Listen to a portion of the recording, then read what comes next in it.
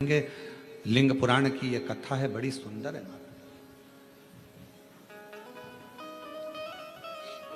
लिंग पुराण का यह पवित्र चरित्र है और लिंग पुराण के अध्याय नंबर 5 में पृष्ठ संख्या 586 में आप इसको पढ़ सकते हैं।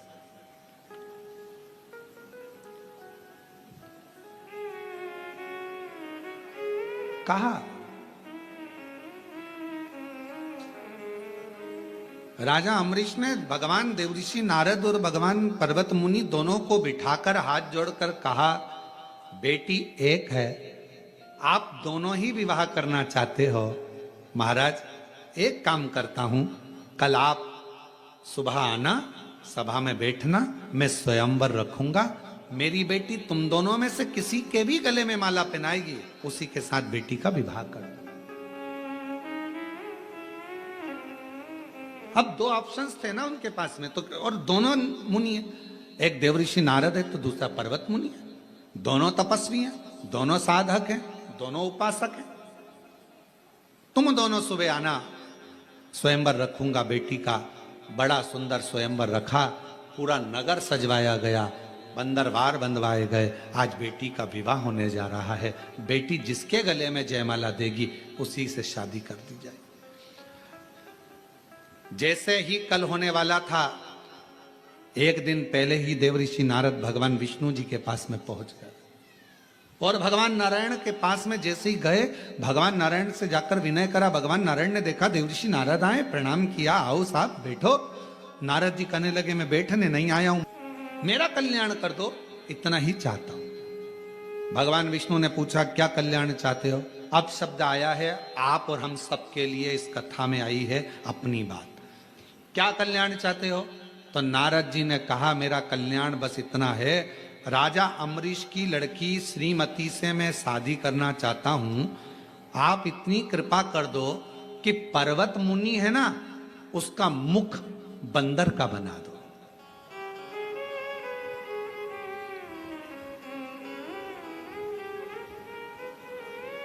और श्रावण के महीने की ऑनलाइन चल रही शिव महापुराण की कथा में आज की कथा को बहुत सावधानी से लेना।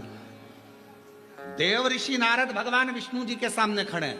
चाहते तो ये कहते कि राजा अम्बरीश की बेटी मेरे गले में जयमाला पिनाए, ऐसी कृपा कर दो और मेरी शादी राजा अम्बरीश की बेटी श्रीमती से करा दो।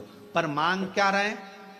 मैं राजा अम्बरीश की बेटी से शादी करना चाहता हूं, श्रीमती से, बड़ी सुंदर है। आप एक काम कर दो, पर्वत मुनि को बंदर का मुख दे दो। अब ईमानदारी से बोलो, खड्डा दूसरे के लिए खोदोगे तो उसमें सबसे पहले कौन गिरेगा? जिसने खोदा है वही। आप दूसरे के लिए गलत मांगोगे तो आपका ही बुरा होना है। आप जितना दूसरे के लिए गलत सोचोगे, गलत विचार करोगे, गलत धारणा बनाओगे, गलत बात लेकर आओगे। कई लोग दिन भर बैठकर अंदर अंदर कुड़ते रहते हैं, बताओ बताओ कितनी आगे बढ़ गई, कितनी फैक्ट्री, कितनी दुकान, इसके तो बच्चे भी इसके कहने में चलते हैं। दिन भर कोसे, इसके यहाँ ऐसा हो जाए, इसका ऐसा हो जाए, इसका वैसा हो जाए। और मालूम पड़े उतना उतना जितना दूसरे को कोसती है, उतना ही बुरा खुद का होते चले जाता है और वो और उन्नति करती चली जाती है, वो और आगे बढ़ रहा है। जिसके लिए तुम गलत सोच रहे हो, जिसके लिए तुम गलत विचार कर रहे हो, वो और आगे बढ़ते चले जा रहा है और आगे चलते चली जा रही है, उसका और भला होते चले जा रहा है। तुम जितना जितना कोसोगे व्यक्ति उतना। अब यहाँ लिंग पुराण का ये चरित्र कह रहा है, देवऋषि नारद का राजा अम्बरीश का चरित्र कह रहा है। भगवान विष्णु के सामने खड़े थे, नारायण के सामने खड़े थे, चाहते तो दुनिया का सारा ठाट मांग सकते थे।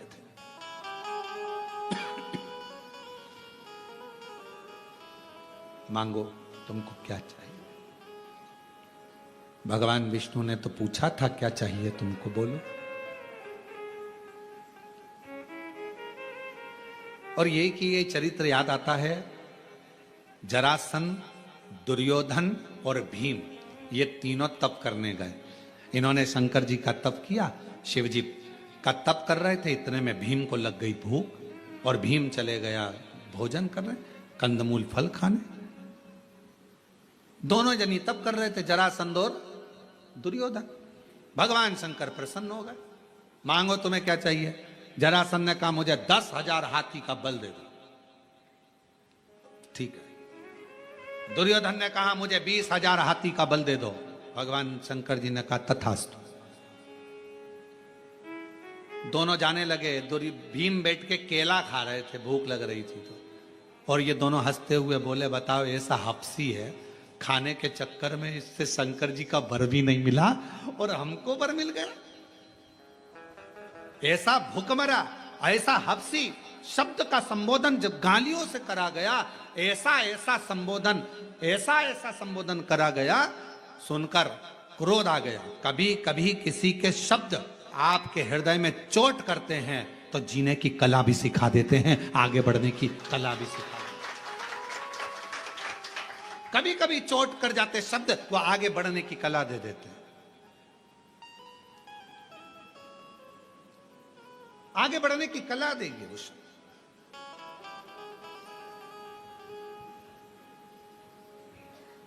भीम गए, तप करने बैठ गए। अब की बार भीम ने सोचा मैं शंकर जी का तप ही नहीं करूंगा, मैं पार्वती जी का करूंगा।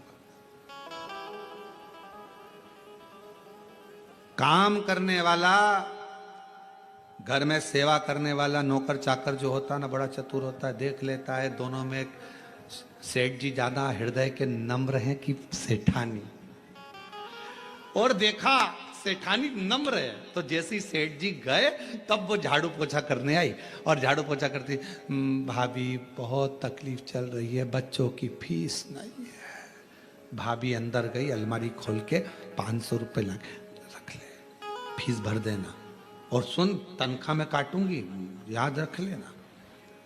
अब कोई भाभी तनख्वाह में काट रही थी ना, दे दिया। नम्रता।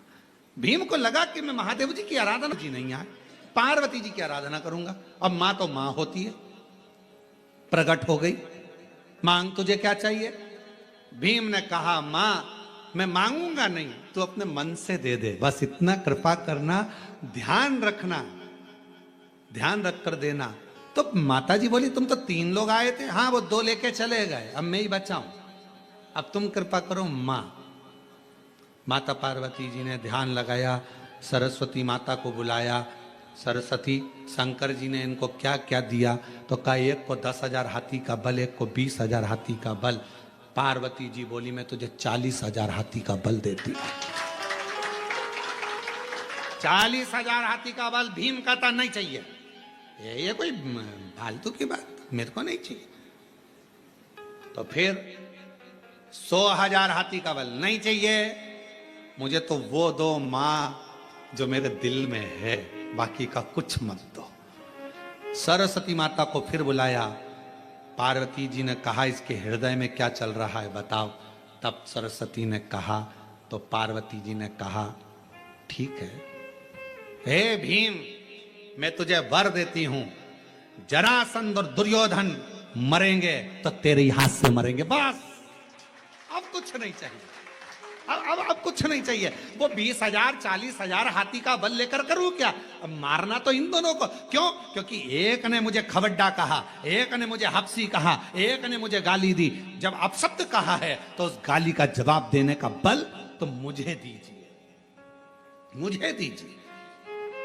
भगवान शंकर से जाकर जल चढ़ाते समय एक प्रार्थना जरूर करा करो, बाबा मुझे ऐसा बना देना कि दुनिया के लोग जो मुझे आड़ा टेढ़ा कहते हैं ना, उन सबका मुख चुप हो जाए, ऐसी करुणा। जो लोग मुझे आड़ा टेढ़ा कहते हैं, आप शब्द कहते हैं, गाली देते, ताना देते, कहते हैं ये जिंदगी में कुछ नहीं कर सकता, ये कुछ नहीं कर सकता, ये तो केवल एक लोटा लेकर बस योर वाले महाराज के कहने पर मंदिर मंदिर जाता फिर रही, मंदिर मंदिर जाती फिर रही, उसका जवाब मेरा बाप देगा, मेरा देवादिदेव महादेव देगा। मुझे इस लायक बनाना कि इन सबके मुख चुप हो जाएं, इन सबके मुख चुप हो जाएं।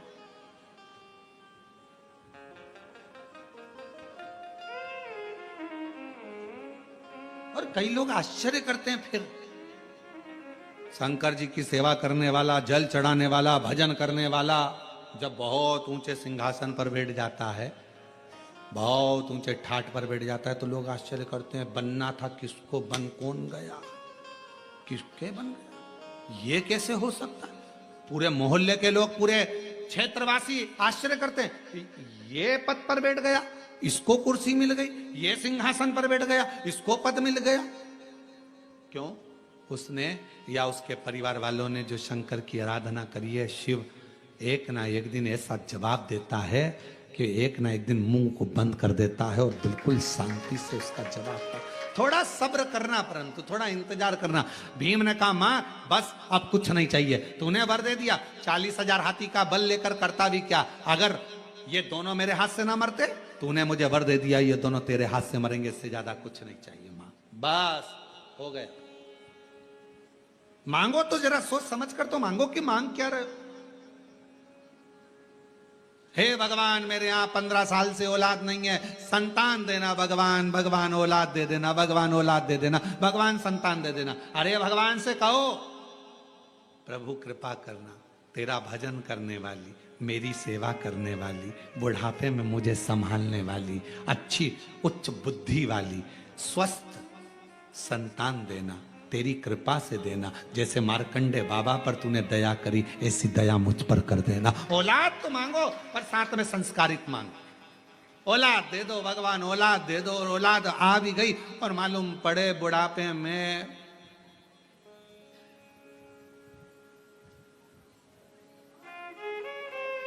स्टेटस लगा रही है औलाद, my wife is my life. तो क्या मतलब कि ऐसी औलाद, औलाद को स्टेटस लगाना चाहिए, my mother is my life. उसको स्टेटस लगाना चाहिए कि मेरी मां मेरी लाइफ है, और वो स्टेटस लगा रहा मोबाइल पर, माय वाइफ माय लाइफ, मेरी पत्नी मेरी लाइफ है। और मां पिता, तो भगवान से प्रार्थना करना, औलाद देना, संस्कारित देना, संस्कारवान देना, ज्ञानवान देना, विद्वान देना, तेरी सेवा करने वाली, बुढ़ापे में मेरी सेवा करने वाली औलाद देना। मालूम पड़े बेटा है न्यूजीलैंड में, बेटी है न्यूयॉर्क, ब्राइट बच्चों के लिए हुआ बुढ़ापा डार्क। काका क्या करोगे, क्या करोगे, ये दौलत कहां धरोगे, बुढ़ापा बेकार हो गया। बेटा कहाँ है, तो कहाँ है, न्यूजीलैंड में। बेटी कहाँ है, न्यूयॉर्क में। अच्छा, एक बेटा वहां, बेटी वहां, तुम कहाँ हो, बिलासपुर में। बिलासपुर में, हाँ, क्या कर रहे हो, फ्लैट में है। अच्छा, फिर तुम बीमार पड़ते हो तो तुमको डॉक्टर के पास कौन लेकर, पड़ोस के बेचारे बच्चे बहुत अच्छे हैं रे, हमको डॉक्टर के पास ले जाते हैं। अच्छा, हाँ, सब्जी भाजी कौन ला कर दे, पड़ोस में जो बेटा है ना बेचारा खूब सेवा करता है। तो हमने भी कह दिया एक काम करना, फिर ये फ्लैट, 15 एकड़ जमीन, गाड़ी सब पड़ोस के बेटे को दे। नहीं, उसको कैसे दे सकते, बेटा इंग्लैंड में, बेटी है न्यूयॉर्क, और ब्राइट बच्चों के लिए हुआ बुढ़ापा डार। ओ काका क्या करोगे, ये दौलत कहां धरोगे। जरा विचार करिए, बेटे सब बाहर, परिवार पूरा बाहर, कोई पूछने को तैयार नहीं, बुढ़ापे की अवस्था, लाठी टेक के चल रहा, भोजन सही मिल नहीं रहा, उसके बाद भी मकान की सफाई करवा रहा, घर संभाल के रख रहा, और बेटे और बेटी को फोन लगाने की फुर्सत नहीं, सब अपनी अपनी मस्ती में जी रहे हैं, और तेरा बुढ़ापा पूरा व्यर्थ हो गया। और आखिरी में जो पड़ोसी काम कर रहे हैं, उनके लड़के काम कर रहे हैं, 100-500 रुपए उनको ज्यादा दे देती कि ले रहे 500 रुपए का तेरा ये लियाना, 5000 का मोबाइल लियाना, पर फिर भी अठन्नी दमड़ी नहीं छूटना चाहिए मेरे बच्चों का, मेरे बेटे का, मेरा पोता का, मेरी पोती का। और मर गए 15 दिन तक मालूम ही नहीं पड़ा, यही खबर है, 15 दिन तक मालूम ही नहीं पड़ता, बॉडी सड़ती रहती है कि मर गए। तब फिर पड़ोसी की सूचना आती है कि बदबू आ रही, दरवाजा खुला, तब मालूम पड़ता, बच्चों को सूचना दी जाती है, आ जाओ तुम्हारे माँ बाप मर गए। कहते हैं ऑनलाइन अंतिम संस्कार कर देंगे, ऑनलाइन, ऊपर से वहीं से बैठे अंतिम संस्कार का कर्म कर दिया, मर गए, 1 महीने बाद आए, पूरी जायदाद बेची, पैसा लिया, बेटा है नीलैंड में, बेटी है न्यूयॉर्क, और ब्राइट बच्चों के लिए हुआ बुढ़ापा डार्क। और काका क्या करोगे, ये दौलत कहाँ धरोगे, क्या करोगे? ना अच्छे से खा पा रहे हो, ना जी पा रहे हो, ना अच्छे से रह पा रहे हो। इसलिए मेरा निवेदन है, 1 रुपए का भी कहीं दान नहीं करना है, मत करिए। 98 भी किसी को देना है तो मत दीजिए। तुम्हें 1 रुपया भी खर्च नहीं करना किसी पर, मत करो। पर अपनी कमाई का 1 हिस्सा अपने ऊपर खर्च करो। खूब एंजॉय से जियो, खूब अच्छे से जियो, खुश की जिंदगी जियो। अपने ऊपर तो खर्च करो, अपने ऊपर खर्च करना सीखो। बेटा रख रहा है कटे हुए सेवफल का मोबाइल, और तू इतना सा कीपैड लेके बेचारा, और बाद में बेटे देख तो बटन नहीं दब रही। बेटे को शर्म भी नहीं आए कि पापा दूसरा दिला देता हूं। और उसने कहा एक बार, वही मृगनेनी ने, उसने एक बार कहा कि मेरा बैलेंस खत्म हो गया, तो आधी रात को दोस्तों को फोन लगा, बैलेंस डलवा तेरी भाभी का मोबाइल में बैलेंस। मृगनेनी, मयूरी, कहा इतना डला बैलेंस। माँ का सिर दुखा तो कमरे में भी नहीं गया। और मृगनेनी का, क्यों कल तू नहीं आई थी मिलने, मेरी तबीयत खराब। अच्छा तूने तो बताया ही नहीं मेरे को, मैं तुझे लेकर चलता हूं, अपने कोरबा में बहुत अच्छा डॉक्टर है, चल। नहीं मैं ठीक हो गई, नहीं चल तो सर।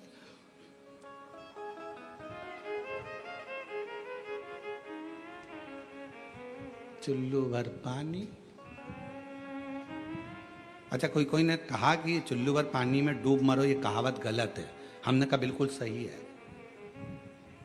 जो व्यक्ति कभी भगवत भजन से नहीं जुड़ता वो एक कीड़े की तरह होता है। हर कीड़ा चुल्लू भर पानी में डूब मरता है। मैं गलत क्या है जाने? देव ऋषि नारद ने गलती कर दी, वो गलती आप ना करिएगा।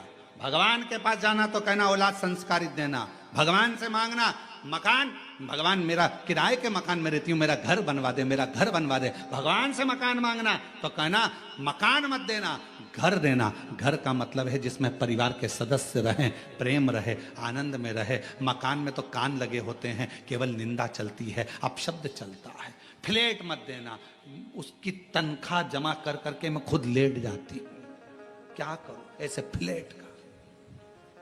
बंगला मत देना, बगल वाले को नहीं मालूम पड़ता पास में कौन रहता है, क्या करूं बंगले का। मुझे मकान नहीं, मुझे घर देना जिसमें मेरा परिवार, मेरे माता पिता, मेरे घर की बहू बेटा, कुटुंब सब अच्छे से रहे, सब में प्रेम बढ़े, सब आनंद में रहें।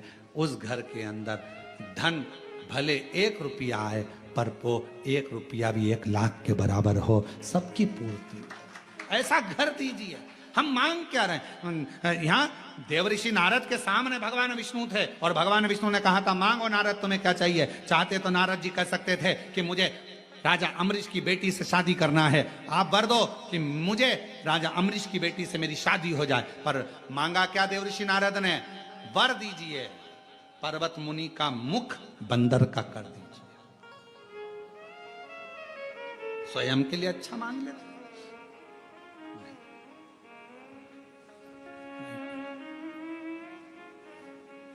अब नारद जी चले गए, भगवान ने कह दिया तथास्तु, ठीक है।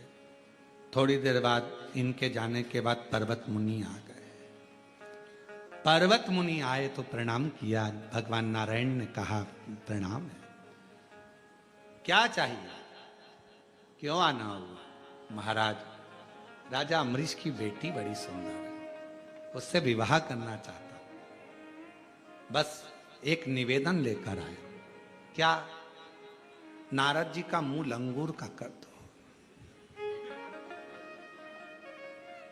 नारद जी का मुंह लंगूर का कर दो, बस ये निवेदन लेकर आया। भगवान विष्णु ने कहा तथास्तु, तथास्तु। पर भगवान नारायण ने कहा कि देखो मैं सब कर तो दूंगा, पर तुम ये किसी से बोलना नहीं। ठीक है नहीं बोलूंगा, चलो। अब पर्वत मुनि को लगा कि मैं श्रीमती से विवाह करूंगा तो नारद जी का मुंह लंगूर का रहेगा, नारद जी को लगा कि मैं पहुंचूंगा तो पर्वत मुनि का मुंह बंदर का रहेगा, और दोनों जाकर बड़े प्रेम से स्वयंवर में बैठ गए। स्वयंवर चालू हुआ, श्रीमती माला लेकर आई। अब श्रीमती तो श्रीमती है,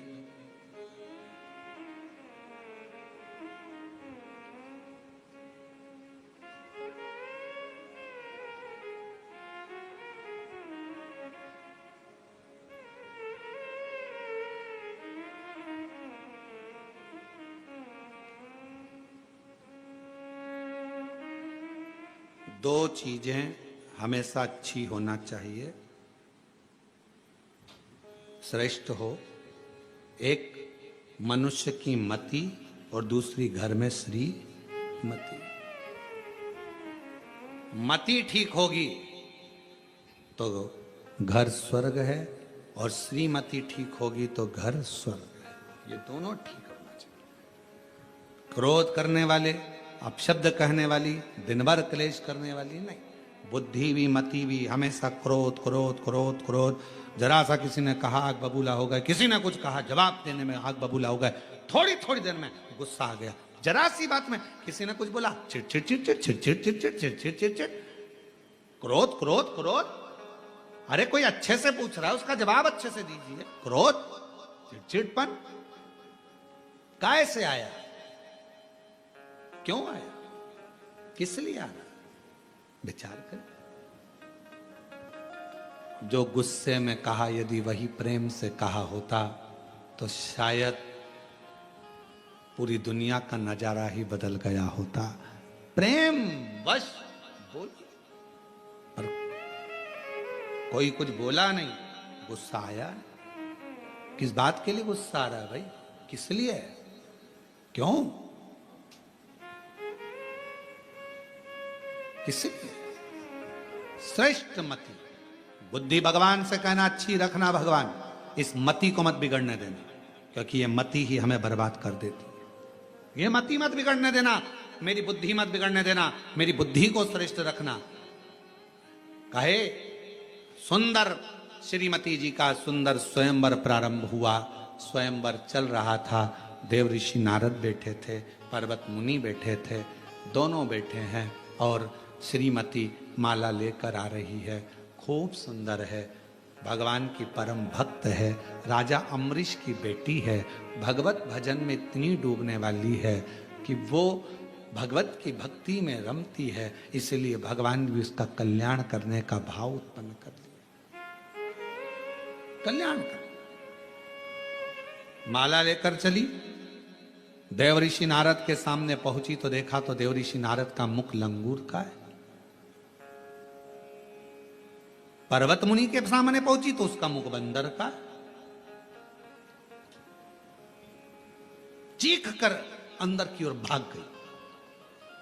पिता ने पूछा, राजा अम्बरीश ने, पिता रोने लगे, मेरी बेटी की किस्मत में विवाह नहीं लिखा, ना जाने मेरी बेटी को क्या हो गया। क्यों? कई लोग कहते हैं हमारी बेटी का विवाह नहीं हो रहा, हमारी बेटी का विवाह नहीं हो रहा। भगवान शंकर की आराधना भी करती है, जल भी चढ़ाती है, पूजन भी करती है, समय लग रहा है ना, लगने दो, टेंशन मत लो। भगवान ने उसके लिए कुछ अच्छा सोच के रखा होगा, उसकी किस्मत में कुछ बुरा लिखा होगा तो भगवान उसको काट रहा है, थोड़ा समय लगेगा, अच्छा करेगा। थोड़ा समय लग सकता है, लगने दो। अरे प्रभु, हमने इतने दिन से काम कर रहे हैं, हम इतने दिन से पशुपति व्रत कर रहे हैं, हम इतने दिन से शिव जी का जल चढ़ा रहे हैं, हम इतने दिन से कथा सुन रहे हैं, हमने 4 पंडाल 3 पंडाल 2 पंडाल 1 पंडाल बैठकर कथा सुन ली, भगवान हमारी नहीं सुन रहा। सुनेगा, थोड़ा समय लगेगा। जब तक पूरी फाइल पढ़ नहीं देगा तब तक वो दुख मिटाएगा नहीं, और दुख एक बार मिटा दिया तो दूसरी बार दुख आएगा नहीं, ये निश्चित। थोड़ा समय लगेगा, लगने दो, होगा। हम तो बाबा के भरोसे डमरू वाले की भरोसे चल, काशी वाले के भरोसे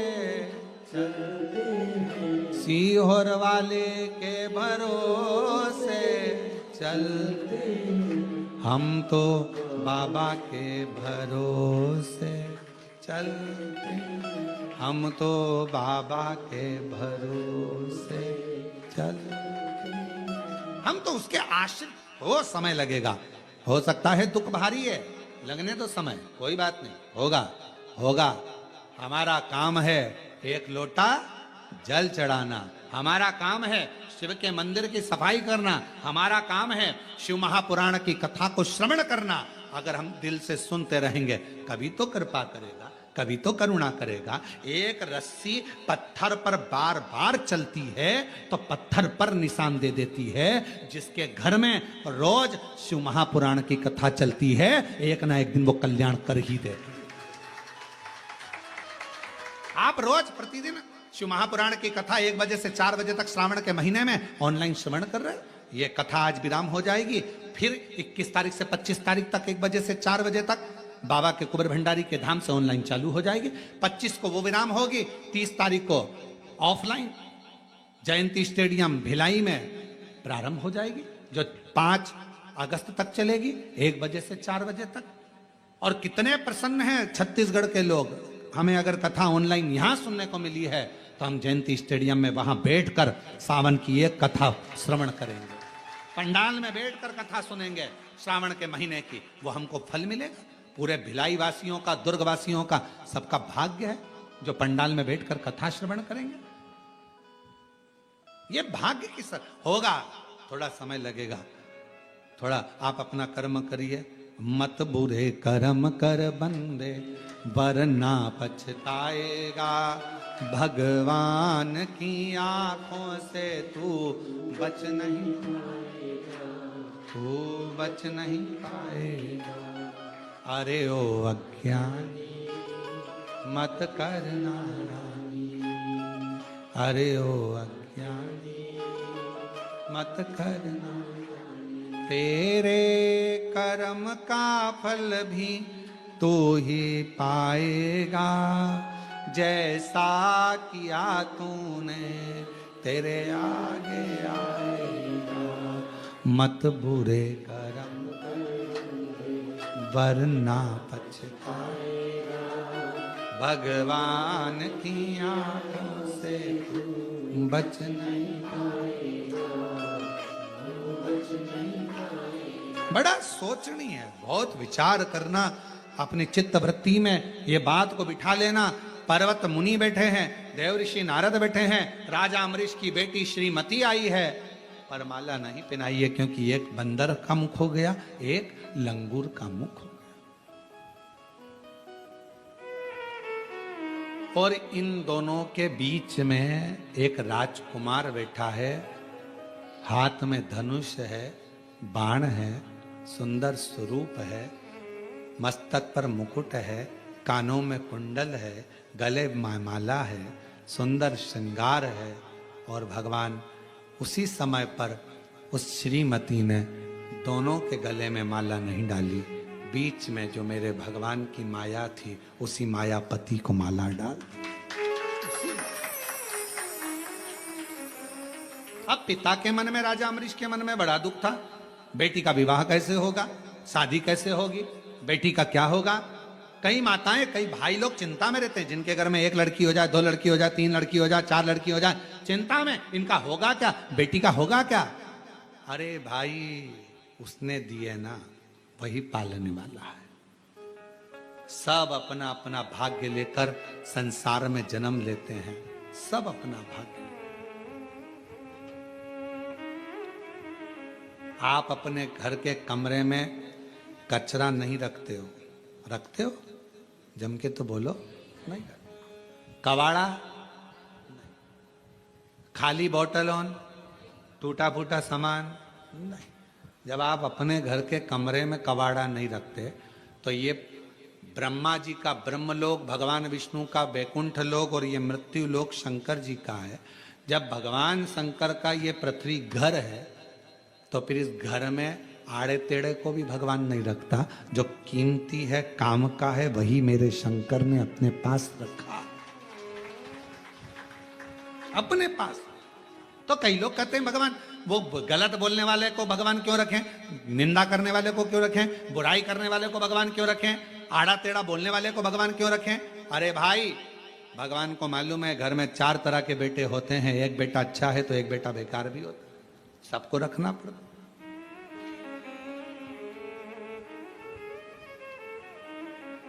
एक संत के दरवाजे पर रात्रि के समय पर पानी आ रहा था तो एक चोर संत के कुटिया में चले गया। चोर संत ने पूछा, कौन है रे भाई, कौन है? चोर संत के सामने झूठ नहीं बोल पाया तो कह दिया कि मैं चोर हूं, चोरी का सामान मेरे साथ में है, मैं चोरी कर आ रहा था, पानी तेज गिरने लगा, कहां जाता, आपकी कुटिया दिखी इसलिए उसमें आ गया हूं, उसमें आ गया हूं। हो संत ने कहा कि चोर होकर मेरी कुटिया में बैठा है, संत की कुटिया में, बाहर निकल, निकल जा बाहर। बरसते पानी में उसको बाहर निकाल दिया। संत लग गया भजन में, भगवान खुद प्रकट होकर कहने लगे, तुझे आज मालूम पड़ा कि ये चोर है तो तूने अपनी कुटिया से निकाल दिया, मुझे तो इसके जन्म के समय पर मालूम था कि ये चोट्टा बनेगा, तो भी मैंने अपनी पृथ्वी पर आन दिया, क्योंकि मुझे मालूम है आएगा, कभी किसी संत के दरवाजे जाएगा, वहां उसके छाया में रुकेगा, पानी